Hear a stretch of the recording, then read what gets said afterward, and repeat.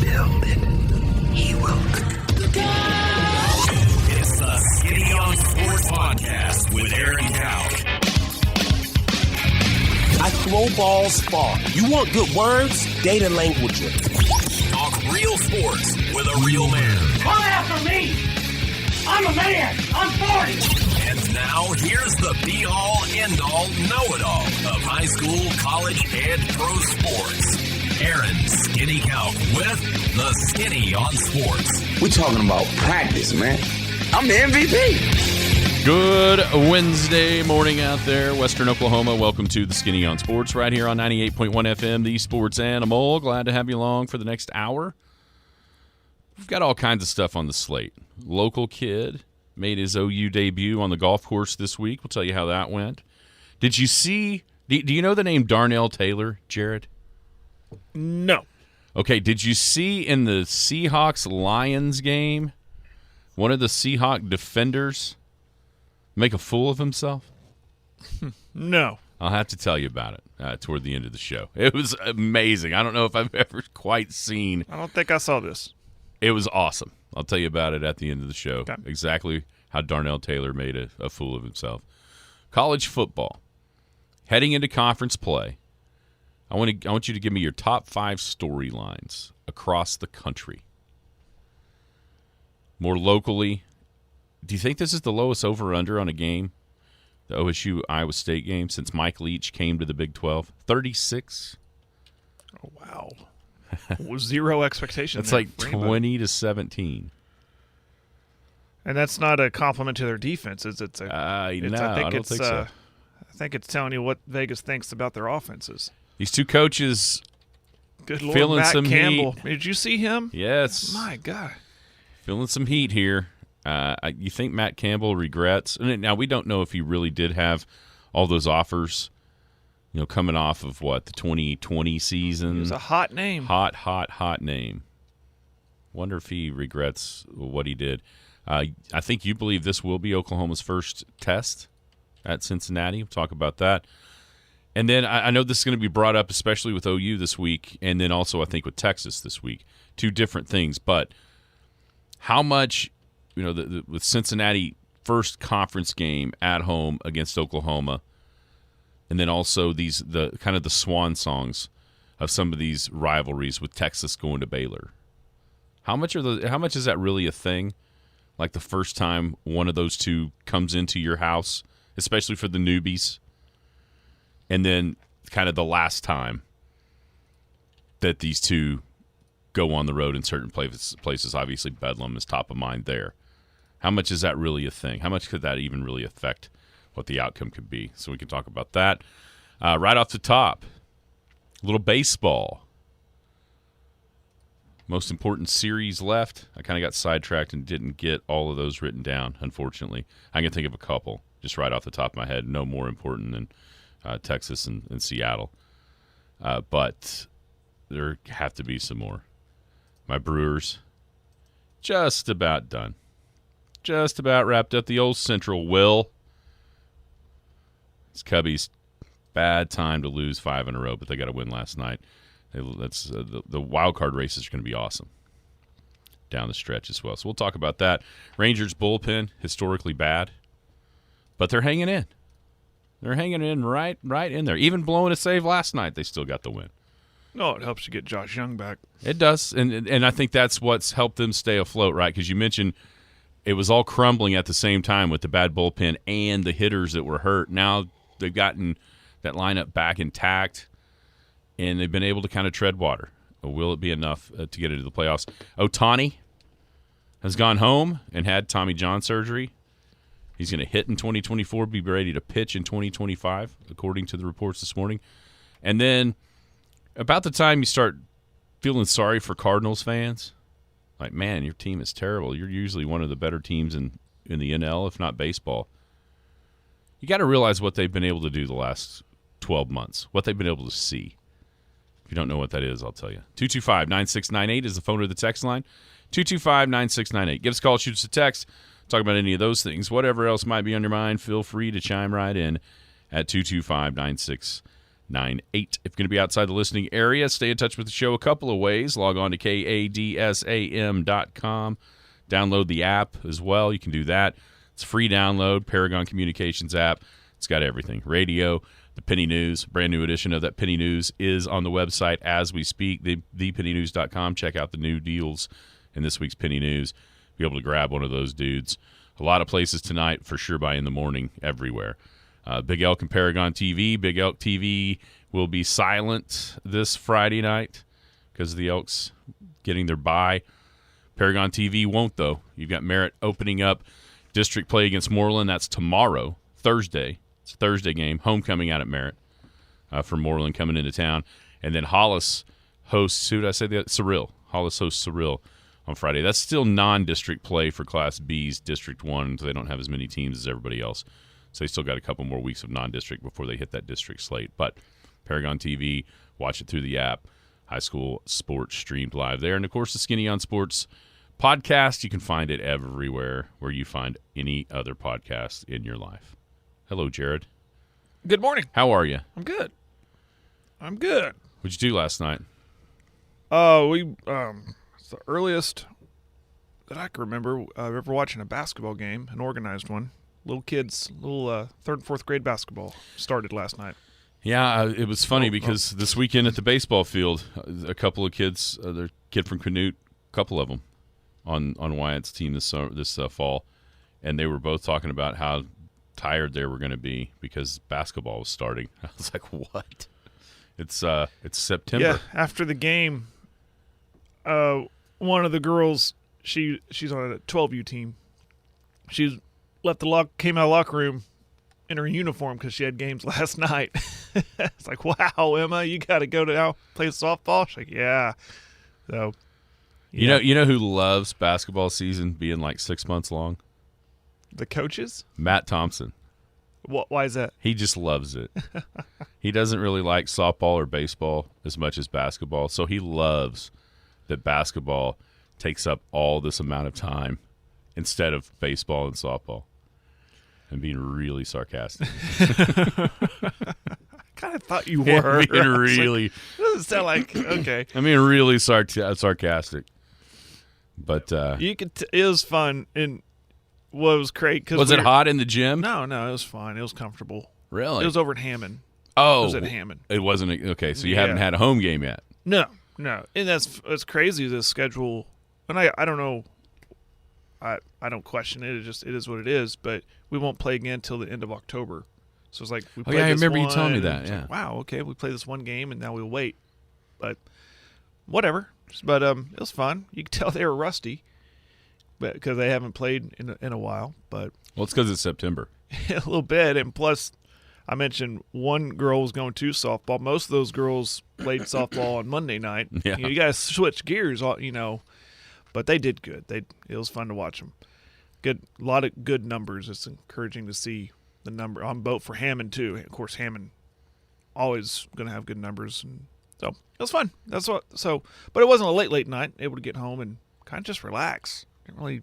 First night this week, don't have anything. Or only night. So, and Friday night, obviously, since we don't have a football game. So that was my night. How was your night? It was good for a while, and then it got a little scary as far as the football games. Junior high football here. Alva was in town. The Gold Bugs. 7th grade Elks were cruising, 26-0 in the fourth quarter. All of a sudden, this dude, the kid from Alva, this running back, it was like just a normal play for about 2-yard gain. Or so I thought. And somehow he gets out of a scrum, runs it down to like the 2. They score the next place, and it's like, okay, 26-8. Then the offense doesn't get a first down. First play of the next series, about a 60-yard touchdown pass. And it's like, 26-14. Don't get another first down. First play of the next series, almost the exact same play. Oh, dear. Uh-oh. It's 26-20 with like 2 minutes and 45 seconds left. They've got all timeouts. Here comes onside kick that the Elks recovered it. And then Decured. From about midfield or so. He starts out right, makes a guy miss, then crosses completely from one sideline to the other. And as he gets to the Alva sideline on the east side of the field, he turns it up.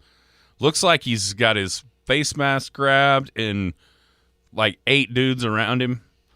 And about a split second later, he burst out the other side for like a 50-yard touchdown, 34-20, and then that was pretty well it. It was awesome. Like, oh my gosh, how did he do that? You say that about twice a game.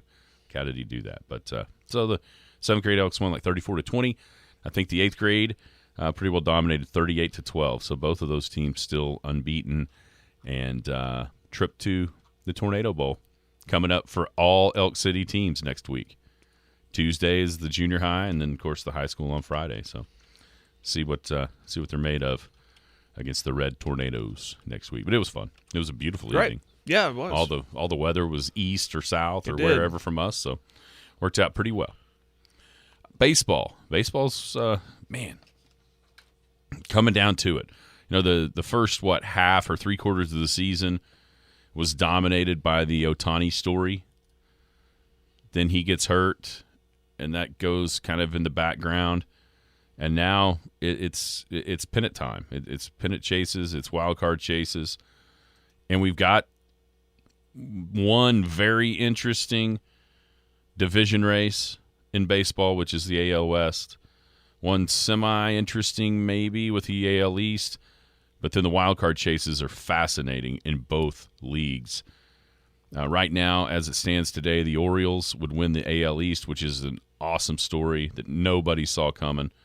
With all that young talent, got to be at least a year ahead of schedule, if not 2.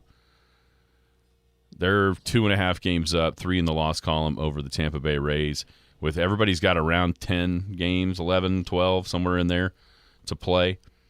So just 3 series. And Baltimore up 3 in the loss column, 10 games left. Both those teams have already clinched playoff spots, so there's nothing to worry about as far as dropping out of the playoffs for either one of those squads. They're done with each other, so we're not going to kind of get that down the stretch here with maybe a 3-gamer between those two teams. So it's going to be about playing everybody else between the Orioles and the Rays, but both those teams are into the playoffs no matter what. The Twins have an 8-game lead. They're about to clinch the Central. And then it comes down to it's a 3-way tie in the West in the loss column between Houston, Texas, and Seattle. Whoever doesn't win that division is going to be in a dogfight with the other one that doesn't win the division, and also Toronto, who was a loss ahead with only 67 losses of both those teams. Fascinating down the stretch, Jared, especially in a division that I think we thought was going to be more of a cakewalk for the Astros than what it's turned out to be. Yeah, and this couldn't have played out more perfectly for MLB and for TV audience and for interest here late September going into October because of the upcoming games that Houston has, Texas has, Seattle has, and Toronto has. It's not just, okay, we can cakewalk through that. They're all critical. They're all crucial. And it's going to have everyone, while they're at football games, checking baseball scores instead of other football game scores. If you're a baseball fan, it's awesome. And AL West, I guess Houston kind of had a feeling that they would rise to the top, but it's nice, obviously, for my rooting interest to see the Rangers finally be relevant. And here come the Mariners. You thought if it was going to be 3 teams in the West, you would have thought it'd be Houston, L.A., and then maybe Texas or Seattle. With the way Texas is drafted and then, of course, who they acquired in the offseason, they couldn't be that bad that long. So that's awesome. But yeah, it's awesome. I love it when teams like the East and the West, where there are 3 really good teams, you know. And unfortunately, though, it looks like one team out of the West is going to be left out because it's going to be Toronto and then the second place team out of the West, I think. Yeah, so Seattle plays Oakland today, and then their last 10, 3 in Texas, then they host 3 with Houston, Then they finish out with that 4-game series against the Rangers. So every single game after today matters immensely for Seattle. And that can be good and that can be bad. I think part of you would want to play Oakland like 10 times down the stretch. Sure. Instead of but you can also make up ground in a different way than anybody else. Because every one of those games is a game in the standings between you and Texas and Houston. And so obviously you know what Houston and Texas have. They're done with each other, but they both still have those games against the Mariners. You mentioned Toronto down the stretch here.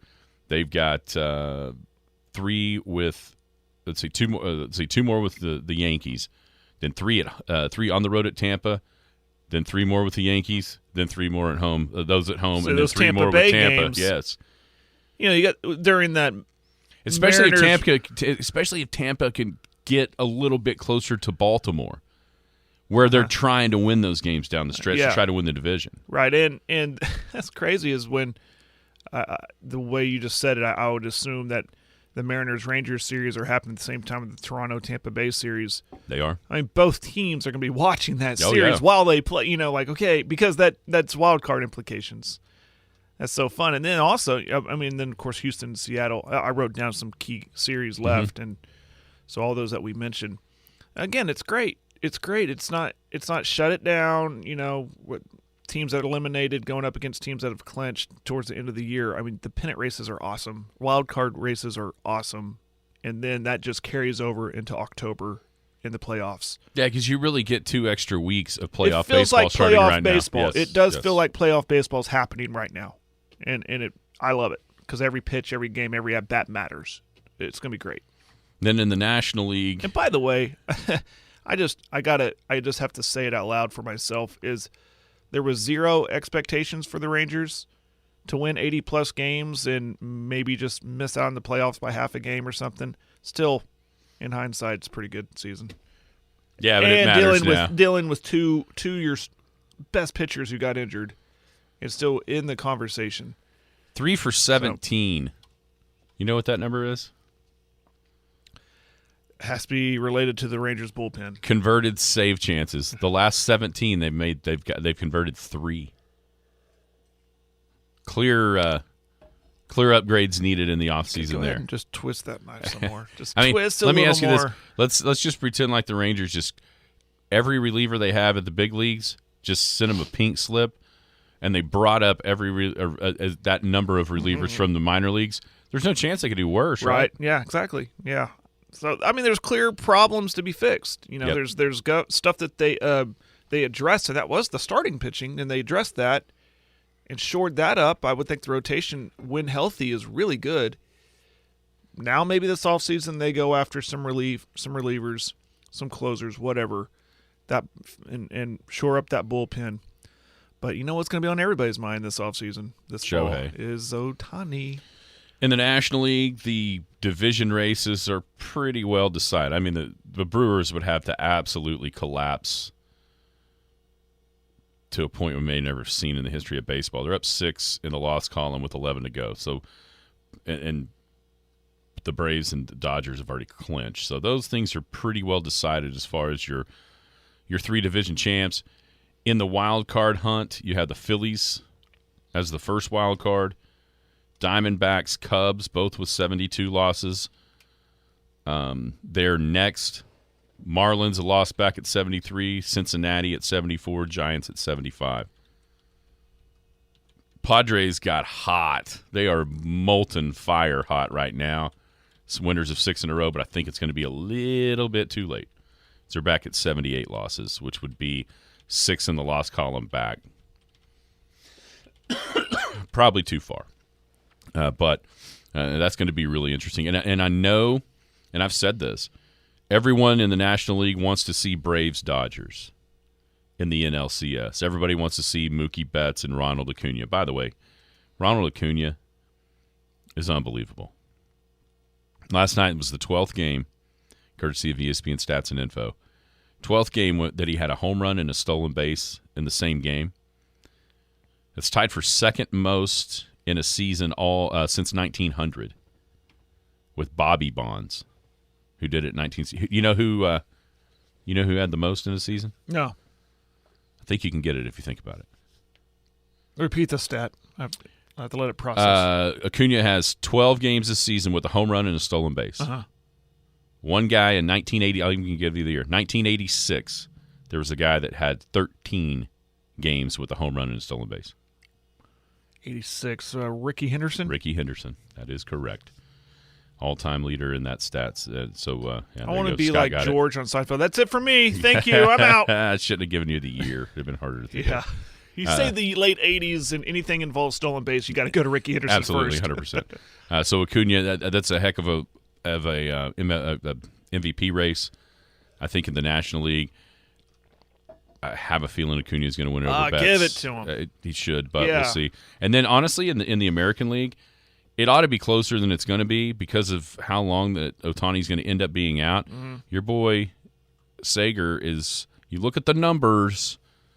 He's right there. He made a huge error last night, but they made up for it. They did make up for it. And that was Josh Young. But it's going to be Sager made one too. No, Josh Young got the run. Oh, got the go ahead run. Yeah. But Ohtani, I'm just seeing here his 10.0 WAR. He's going to win it, even though he only played in 135 games. Sager was hurt too, though. I mean, he was out for a little bit as well. Yeah, so those things kind of even out. But really, really fun stuff coming down the stretch. I mentioned about the Dodgers and the Braves. Watch out. I mean, I know I'm a newly minted Brewers fan, but when it gets into a playoff series, starting pitching, the Brewers can run out three guys as good as anybody in the National League. So that's a little bit of food for thought. Mm-hmm. Also, Cardinals fans. I mean, I know they're terrible. But think about the last, 11 months, what they've gotten to see.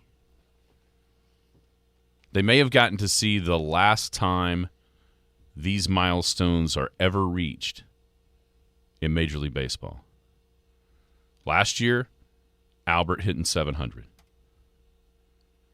Last night or 2 nights ago, Adam Wainwright with his 200th win. That may be the last time we see that from anybody in baseball. Do you know who's closest to 200 wins right now? Active. Closest to 200 wins now that Wainwright notched his 200th win on Monday. No. Garrett Cole. 33-year-old Garrett Cole, who has won 143 games. I would have thought something like Verlander. They're already there. He's already there. Yeah. Okay. Verlander's 255. Oh, okay. I thought. Yeah, no. They're already there. I'm talking about the guys that Wainwright got to 200. Now, who's next? Who's next to 200? Yes. So Garrett Cole. Garrett Cole at 33 has won 143 games. That's no guarantee he gets there. No, not at 33. And with the way that the game has changed, bullpen being so much more important, and wins be damned by the the starting pitcher a lot of times, and then of course 700 home runs is right. Obviously, what that is. So, not feeling sorry for you, Cardinal fan. I'm just not going to. No, and they will be fine. Yeah, one bad season. They will be fine. Not feeling bad. It is weird that Cardinals, Red Sox, and Yankees are not in the discussion for playoffs. That is weird. It is a little bit weird. Hanging out here on a Wednesday. It's a Friday for me, Jared. That's right. You're not going to be here. Not going to be around. Scotty G, of course, it's a Garrison Financial Friday. Every Friday, he has accepted the offer to go the full hour with you. That's great. So that's awesome. Efforting some other things for tomorrow. Yeah, I'll let you know if that happens. Hopefully we can share before the end of the show. Yep. Got to take advantage of the bye week.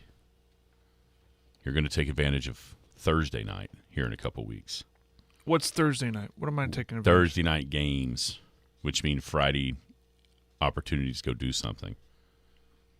You're gone on a Friday in like 2 or 3 weeks, right? Oh. Hello, Jared. Oh, yeah. Fall break. Yeah, I won't be here the 13th of October. Yeah, that's what I mean. Yeah, I thought you were talking about like this week. I'm like, what am I doing Thursday night? No, what did no, I no. commit to that I forgot about? No, I mean take advantage of those open Fridays. Yeah, Friday, October 13th. I'm gonna see the most hated man in country music, Jason Aldean. Oh, I don't think that's a true statement. I mean, we already went through the Kane Brown thing with Coach Venables and naming him. Well, I the mean, best. because of one song. Yeah, I think there's more people that love Here's it than the deal: hate it. I got those tickets, or my wife did. Got those tickets before that whole controversy went down, and then I actually said to her, we might make some money if we sell those tickets. They're going to be pretty hot ticket right now. There's a lot more hated people in country music than Jason Aldean. Marion Morris, everybody. She's hated so much she quit. Yeah, if you notice, KCO doesn't spin her music anymore. The But what's his program name? director made that decision. What about Oliver Anthony? I know he's on Drew's show every day. Yeah, it's in rotation. I love that song. His second one, not as good. Great meaning. Haven't heard the second one. And that's not as good. Rich Men North of Richmond. It's a catchy tune. Yeah, it's His voice is kind of haunting sounding a little bit. I mean, he's no Stapleton or anything like that, his but beard is too, man. You look at that beard. Whew, it's strong. it's like the Hypnotoad at TCU, just kind of wow. Strong beard It's game. a strong beard game for sure. All right, college football storylines are interesting this year because it's felt for basically the entirety of the playoff since 2014. Each season is fairly cookie cutter with what happens. For the first few years it was, okay, Bama Clemson, they're going to play every year for the title from here to eternity. Yeah, sure felt like that. And then, Ohio State and Oklahoma will be in the playoff or some, here and there was a different team rise up at Notre Dame a couple of times, or now Georgia's obviously risen in there. Yeah. has been in. But for the most part, pretty similar feeling seasons throughout the history of the playoffs so far. This season doesn't feel even remotely like any of those so far. To this point, it seems like there's almost a turning over of what college football is bringing us so far. So, I want you to give me your top 5 storylines of the non-conference portion of most people's schedule as we hit conference play coming up this weekend. Okay, give me your. So, like what are the? I kind of wrote down like what are the storylines as we get into conference play. yeah. Does that make sense? Just like so far, what's dominating the talk in college football? Oh, one's Colorado, obviously, right? Deion. That's why I put Deion. Not Colorado, but Deion. He's that's the number one thing. Maybe number 2. Did you whoa before you go past Deion? Mm-hmm. Did you see the ratings for that game I did. on Saturday night? I did. Almost 10 million in a game that didn't start till almost midnight On the East Coast. on the East Yeah. Coast. 10 o'clock here. Went to 1:30. I can here. say I contributed to that, but I fell asleep. But the TV was on. But no, yeah, I saw the numbers. I got to tell you, Deion is one of the most. Man, it's captivating Yeah. because what he said, like just yesterday, the big uproar about the hit on Hunter, and then he comes out and says, "Listen, we've forgiven the guy. He played a hell of a game. Let it go." Then those.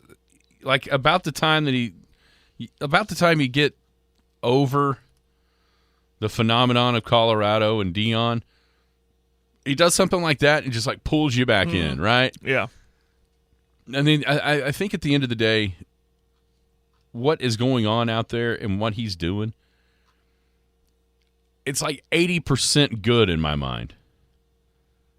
But I'm not sure the 20% that isn't. I'm not sure how that squares with the, like it feels like 50-50 you know what I mean? Mm-hmm. Like that 80 is great, this 20 is this, and all of a sudden I'm like I like same as I don't, you know what I mean? It's so weird, but there is zero doubt that the story in college football to this point is Deion. No doubt. That's an easiest number one answer we've ever given on this show. Yeah.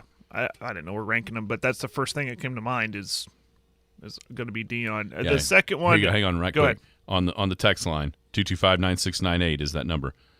Dion is just one of those guys who's a winner, like it or not. That's right. That's exactly right. Yep. And I think he does it the right way too. Well, that was like you mentioned, his response to the hit and all that controversy. That's. And maybe this is strategic. It made me think. Well, that's where I would want my kid to go play. A guy like that. Yes. So he's saying that stuff, and that definitely helps everybody involved. But it was classy, right? He didn't have to come out and throw gas on the fire or anything. So, and everybody likes a cool guy. Everybody gravitates to what's the cool hip thing, right? My only question is, and I've said this earlier in the week, will that continue if they lose their next two? Will that interest level? Because that's how it works in today's day and age. We live in this social media instant gratification world where if it's not cool anymore, all of a sudden, I don't know, the rappers and A-list Hollywood guys aren't on your sideline anymore. Yeah, I think they will be. Because you're suddenly 3-2. Yeah, I don't think that matters because I think what Dion is, I think that he is speaking to a different set of people. You know what I mean? Mm-hmm. In Colorado, in Boulder, Colorado. I saw a whole bunch of like comments about that. Like, we've never had these guys ever have any interest in Boulder, Colorado, and it's Dion driven for sure. I'm keeping receipts. People say they're Colorado fans. Are you going to be when he takes another job and leaves? No, you're a Dion fan. Which is fine. Call it what it is. Buy the sunshades and wear them. Yeah, $70,000 in sales for those. Yeah. In like 3 days. Don't call yourself a Buffs fan. You never were before, and you're not going to be after when Dion moves on. So let's put that to rest. So my second storyline is Clemson and Alabama's demise for real. I mean, I say demise. There appears to be cracks. The quarterback situation in Alabama, the way Clemson started the year losing to Duke. Is it for real? I mean, that's kind of been a storyline everyone's kind of talking about too. Is their time over?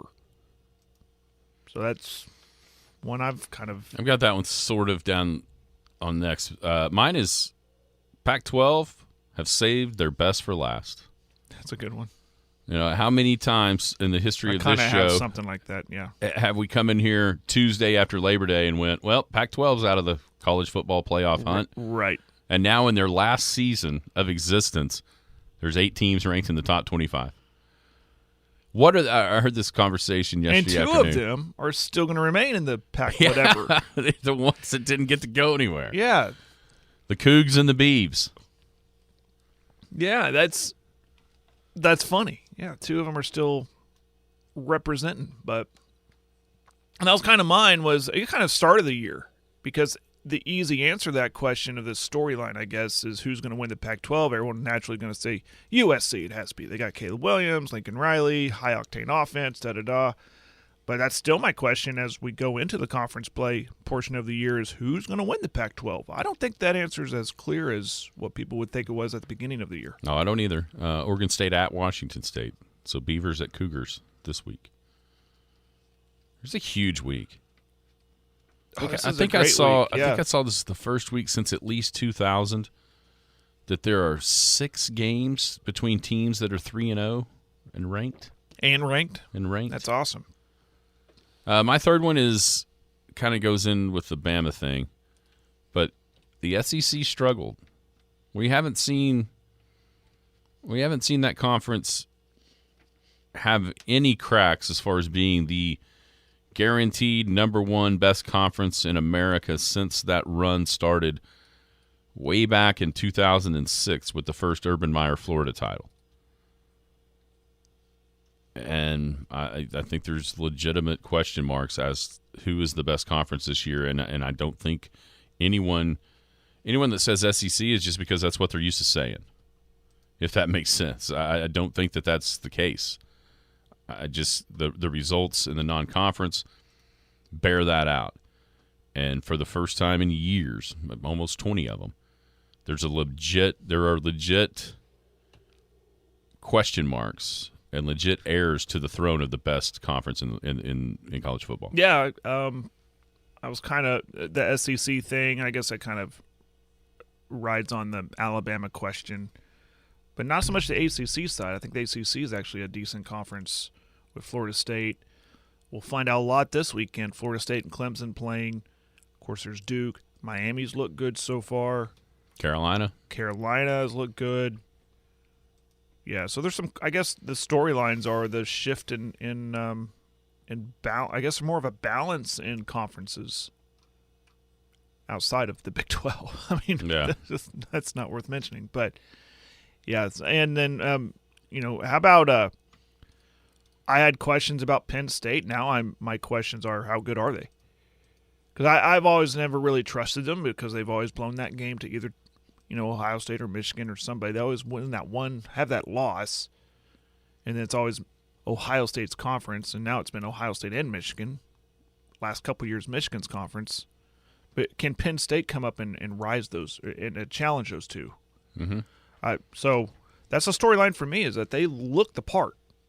They look a little different than those teams that looked good like in non-conference games in the past. They look a little different, like something's better about them. Quarterback Drew Aller. I'll tell you. Speaking of quarterback, one of mine is it's a year of the quarterback. Obviously, the Pac-12 has numerous dudes: Caleb, Penix, Cam Rising, when he, Bo Nix, Uiagalelei, then young guys like Dante Moore out at UCLA. That's just in that conference. And you start looking at, and Sanders obviously has burst upon the scene as well. But I think when you look nationally, you start looking toward the draft.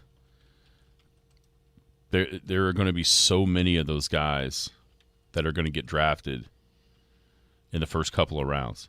I heard Jim saying yesterday some of the stuff he's read, maybe as many as like 10 or 12 in the first couple of rounds. Wow. What's the difference between Notre Dame this year and maybe the other years where they've been good enough to make the playoffs? Sam Hartman. He's done incredible work there. Obviously, Drake May at UNC. So the year and the great quarterback play, which I think if you look at it in the SEC, this is a big part of the reason why we see struggles, is where is it in that conference? Outside of Jaden Daniels at LSU, and like you mentioned, Jackson Dart at Mississippi, where is the quarterback play coming from in the SEC? It's not yet. I think that's why you see these teams struggling. Yeah, totally agree. That's all I really had. The last one I had is the last year before everything changes. Yeah. Teams in the conference for the last year. Obviously, Oklahoma and Texas, the Pac-12 schools, but not only that. This is the last year of a 14 playoff. Everything changes a year from now, with the 12-teamer being instituted. We thought we knew what that was going to look like. Now with the implosion of the Pac-12, that's going to change. And how that changes, we talked NIL and portal. I think that goes with the Dion thing, but that's making waves in college football, obviously, and he's kind of the face of it, at least for this season. But this is the last year that college football has. We've kind of known it for the last decade. It's changing again, and those lasts before next year's firsts is a pretty good storyline for me. Let's go to Ames, Iowa. Man, I don't even know what to say to make this game exciting to want to watch with what we've seen from the offenses from these two schools so far. Oklahoma State, they just the free fall of the offense at Oklahoma State since Mike Yurcich left has been staggering. I mean, for years and years, one of the things that you could count on in college football year to year was that Oklahoma State was going to be exciting and they were going to put up a boatload of points. Now, that didn't necessarily mean they were going to win any games, because the question was, how much can they stop the other side? But you had no doubt in your mind that you were going to see a 40-piece in a big game, and it was going to be awesome. I mean, that's a big part of the reason why Bedlam has been the most entertaining series basically across the country, because both of them would put up the offenses were so incredible, the defenses weren't. You know what I mean? It was great. And then now, over the last, since Casey Dunn took over, it's been a steady decline, and now it feels like the bottom is just completely fallen out of anything and everything that OSU is trying to do offensively. And it's just crazy to see. Well, isn't that a big isn't the reason why is because if you can't decide on a quarterback, you can't decide on an offensive identity. Yeah. Does that make sense? Sure does. And that falls on the head coach. I guess this is a warning for everyone who thinks that I'm the smartest man in the room and I'm going to rotate 3 quarterbacks until I settle on a guy before conference play. Well, it bitch in the backside last week because they looked so inept on offense, and there's no identity there. But this has been coming. It's felt like this has been absolutely coming, and that's why the questions were asked at the end of the season last year about keeping Dunn and keeping James Dickey. And we remember how that worked out with threatening to pull or pulling credentials and all that. But it should be blatantly obvious that there is a disconnect offensively at Oklahoma State right now. And I think you can draw a direct line. Unfortunately for this guy, you can draw a direct line to the beginning of we're currently in the demise of Oklahoma State offensive football.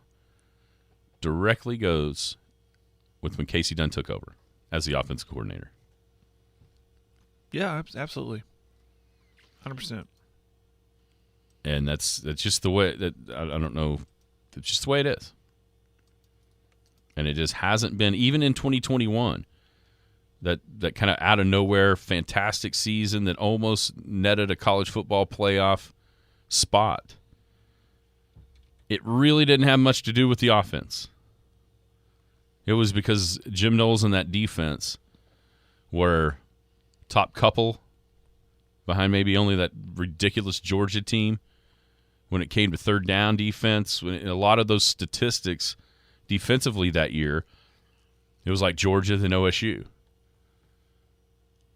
And it's just so wild to see with everything that we thought we could kind of latch onto about OSU football and how much different it is right now. I think there's a lot of things that go into it as far as causes and reasons and whys. It's not just his fault. It's not just Gundy's fault for not making a change at that position. To me, the fault that's at Gundy's feet more than anything is the recruiting part of it. And you could see it coming. It's just now manifesting itself right here in front of our eyes with those weak recruiting classes year after year after year. And unfortunately for programs like Oklahoma State, Kansas State, some of those developmental programs that would do more with less on the recruiting trail, it's going to get harder and harder and harder when those guys that you start to develop leave you through the portal. And I think that's this last offseason in the portal defensively for OSU is really a cautionary tale to me for what's coming. If certain things don't change. They need to change. No doubt. Yep. So does Oklahoma really get their first test in Cincinnati on Saturday morning? I think I made it clear. I think they do because it's on the road, opening conference game, Cincinnati's first Big 12 game, all the hoopla. I think there's something to that. I think there will be a test. I'm not suggesting they'll lose, but I think there'll be a test. But We talked about OU. There seems to be something different about them this year compared to last year, especially defensively. There seems to be an extra step. They know where to be, not running around confused.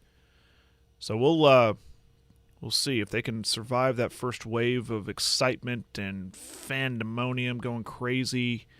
I think it's a plus side that OU plays at 11 o'clock and not at 7 p.m. in Cincinnati, where they probably have a blackout and all that stuff. But I do now. Still, I mean, this is the fourth game of the year, so I think it is a first real test because it's on the road. If OU were to play it at SMU or something, I think SMU is better than Cincinnati, but it was in Norman and they took care of it. But this is a real. Let's see how they do it. I've seen some stuff in the past where they go into this type of trap game situation and not come out well, especially last year, obviously. So I think it's a test. How much do you have caution? How much is the caution in your mind for optimism completely tied to what happened last year? Oh, 100%. 100%. You get that feeling like, okay, the OU fans are going, we're here last year, 3-0, coming off a throttling in Nebraska, riding high, and then everything just fell apart. But here, you know what the difference is? Health? I don't know. What? Schedule. Well, yeah. Think about go back a year ago to what happened after the 3-0. Who did they play? Was it TCU? Kansas State, TCU, Texas. TCU, Texas, yeah. The two teams that played for the Big 12 title, and then Texas without your starting quarterback. That ain't this schedule. Instead, it's Cincinnati, Iowa State, Texas. I'll just continue to beat that drum until somebody proves me wrong. And within this lowly conference, I mean, you hear, it's a power. Cincinnati is not a Power 5 team yet. They're not. They didn't even have a chance to prepare for moving into the Big 12. It just happened. You know what I mean? Yeah. It wasn't like they knew 3 years ago they were going to get in the Big 12. They knew they knew seconds before it happened. So it's not like these teams were able to prepare to be a Power 5. They're still an AAC team. And so that's where, when you look at the schedule, the Oklahoma lost 3 Power 5 opponents in Baylor, Kansas State, and Tech, and they gained 3 Group of 5 opponents in Cincinnati, UCF, and BYU. BYU maybe to a tick of a lesser extent just because they're an independent. Of course, Cincinnati's lost a lot of kids. That's the whole point. That's what I'm saying. If this, I'll keep on saying, if this really does turn into an absolute dogfight that Oklahoma barely escapes, it's going to be great to get the win if you're the Sooners or whatever, but I don't think that's a good sign. I just don't. I don't think it's a good sign for this team being a team that can truly challenge to win a Big 12 title. They should roll them. I agree 100%. Whether or not they will or not, that remains to be seen. But I just don't. They're not. It's Oklahoma's schedule has like 6 Power 5s and 6 non-Power 5s. Right. In my mind this year. But I do come from the side of I've seen this before. I've seen this excitement before. As last year, great example. Going up to Lincoln, dominating them. Of course, Nebraska's a dumpster fire that appear to still be. But then that happened. And I get it. The opponents matter. It's just this. It's like if it's team A versus team, if it's OU versus whoever, it's just the situation for me worries me. You know what I mean? Because it's all of that I said. You know the biggest difference in this team? OU? Yes. Who's that? What's that? Who's that? Dylan Gabriel on 3rd down. Yeah. He converted some 3rd downs on last Saturday. They're that were like 66% versus last year 44% after 3 games. And that equals to like 11 more drives that kept going. How many times in those overthrowing dudes, how many times did you see it? And especially in some of those losses, those 1-score losses where a play needed, Kansas State comes immediately to mind. Missing Stoops there, going left to right on the TV on a fourth down. It was for an easy first down that, take the lead. Mm-hmm. He's been way, way, way more on point. Decision making's been better. Looks calmer when he has to scramble, knowing when to use his feet and all that stuff. He does look like a guy that's been playing for quite a while and under Levy's watchful eye. More comfortable. I think that's exactly right. And what's also a little different, what was a question mark for me was the wide receivers, and we've seen some guys step up. I mean, we'll see if that continues in conference play and against better opponents like, say, Texas. But Anthony and, it's not just Stoops across the middle or Farouk. He's throwing it around. Does that make sense? How many has he targeted this year so far? Bunch. Yeah, that's yeah. And on defensively, again, I'm being, I guess, on the verge of being pessimistic, but I'm not ready to say they're better. But I'm ready. I still want to see it. The SMU game is something that we haven't seen yet from Venables' defense. A defense that won a game, kind of, and SMU hadn't been held to 11 points since Obama was president. That's true. It's a long time ago. That's a pretty impressive performance. These other two, that's why this TCU SMU game it's not for the fact that it's okay. What does SMU do against another Big 12 opponent? Sure. I mean, and you can try to take things from that. Sometimes it works, sometimes it doesn't, whatever. But at least it gives you an idea. I mean, if TCU just goes out there and flattens them defensively, then you're like, okay, so everybody's doing that. Right. But at the end of the day, though, it all comes down to 2 weeks from Saturday. Yeah. Play Texas, then you have a real idea of what it is. Yeah. Yeah, I agree with Sam. I'd love to see more of Gibson and Nick Anderson out there. They just look different than the dudes that Oklahoma hasn't had those guys. The bigger, taller, stronger outside guys. They've been really good at the short, shifty guys, good as anybody in the country. But they really have. I mean, Mark Bradley, was he the last tall, lanky, really good? I mean, seriously. A CD, maybe. CD, yeah. CD is a good one, obviously. I went too far back. But anyway, be interesting to see if Cincinnati really can put up a fight. But it's obvious you put some stock into these schools hosting OU or Texas for the first time. Mm-hmm. And then, I'll put some with some of the rivalries that are going to be gone. Right. Baylor this week with Texas. Mm-hmm. Obviously, Bedlam later on down the line for OU. Yeah, TCU too for Texas. They go to TCU later in the year. I wish they went to Tech so bad. I know. And play TCU at home. Go to Tech. Tech is the one that really. Yeah. Bedlam and Texas Tech. Those two teams should have been on the road. And another game that should worry OU fans is at BYU. They were pretty good. They got a good win last week against Arkansas in a dogfight. But that at BYU is. Just ask Baylor last year. It's an incredibly tough environment, and they'll be jacked up in Provo. Yeah, sure. And then, of course, Stillwater and Bedlam.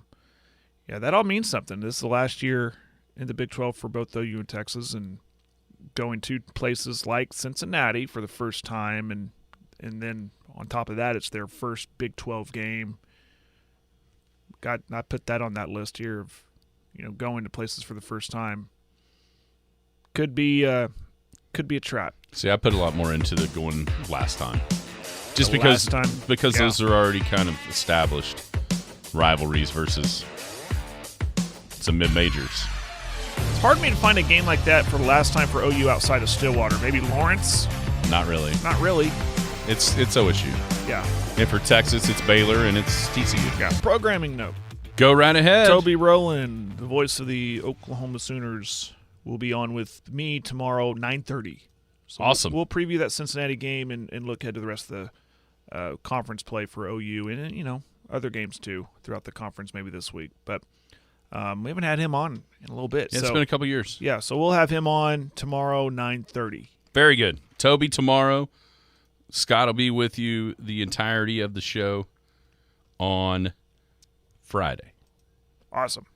Very good. It's a good get. Appreciate Toby's time for sure. Yeah. To come on with you tomorrow. Very good. Let's see here. Random stuff at the end. I've got another video that I'm scared to death. Well, I don't have anything on, so I'm going to click it here in a second. Golf. Ryder Cowan, formerly of Elk City, just graduated as a 2-time defending state champion individually for Oklahoma Christian Schools. He played his first tournament for the Oklahoma Sooners this week. He played as an individual up in Olympia, Washington.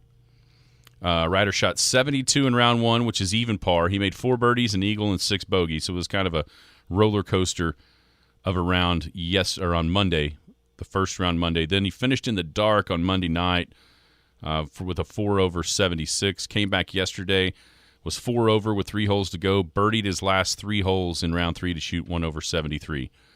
So he ends up, 5-over for the tournament. Not his best, obviously, but leaves with a good taste in his mouth with those 3 straight birdies. So hopefully that's the first of many, many times we'll see Ryder in the Crimson and Cream. And I know we will.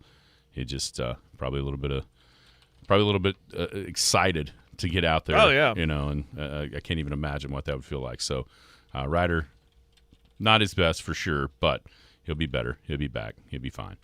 Also, I just showed you that video. So Darnell Taylor, I had never, ever heard his name before yesterday.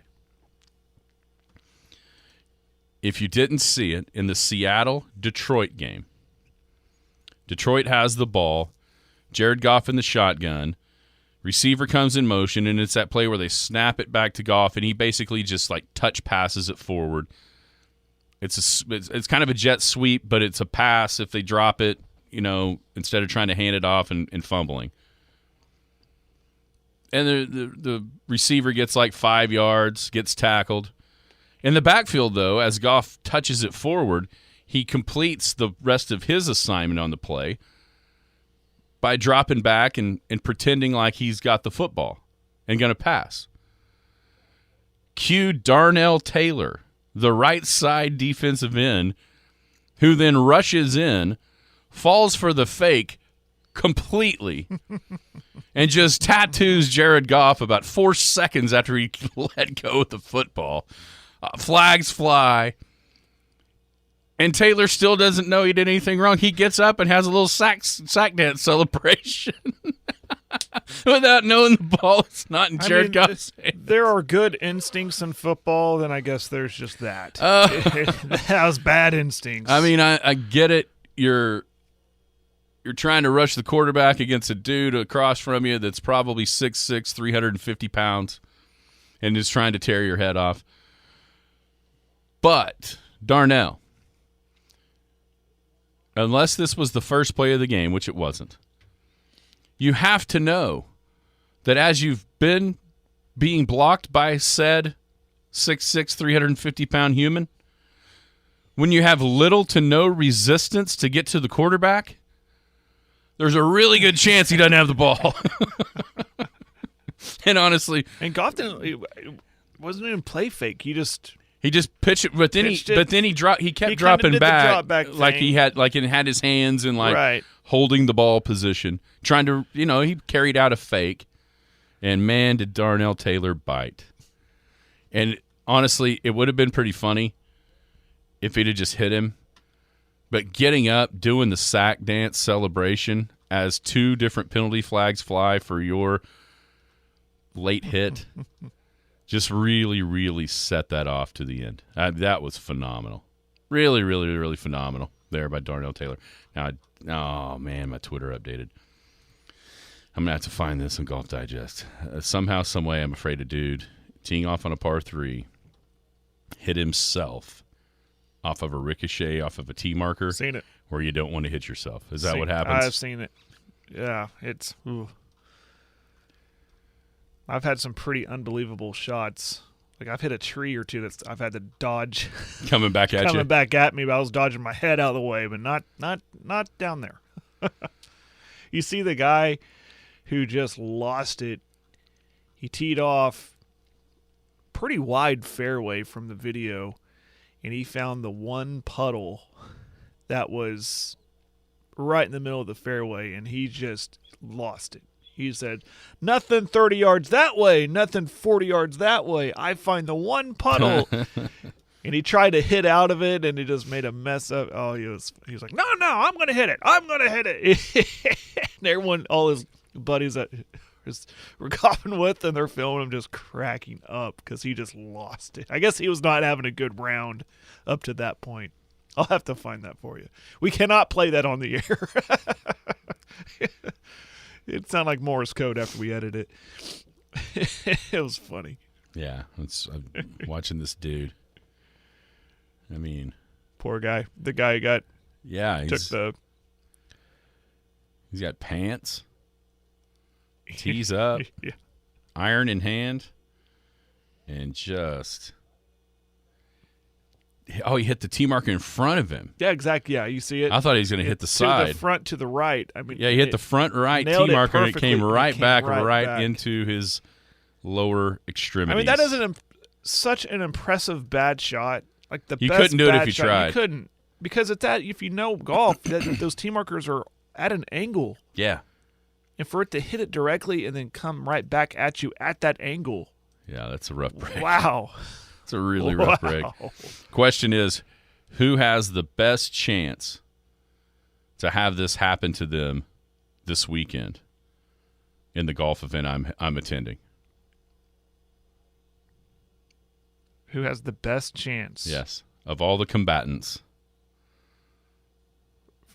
Who's going with you? Can you say? Probably shouldn't. You have over everybody else when you talk about talking trash. I mean, you got a mic. You can talk all the trash you want. Oh, I know. About them. Hey, what happens at the BD Cup stays at the BD Cup. I assumed it was something like that. Unless there's a video of somebody in a tee marker and hit him right in the lower section. Everybody have a great day. You've been listening to the Skinny on Sports podcast with Aaron Cow. Be sure to hit that subscribe button to get alerts of when the latest podcast is available. Thanks for listening. That ball is blistered to right. Way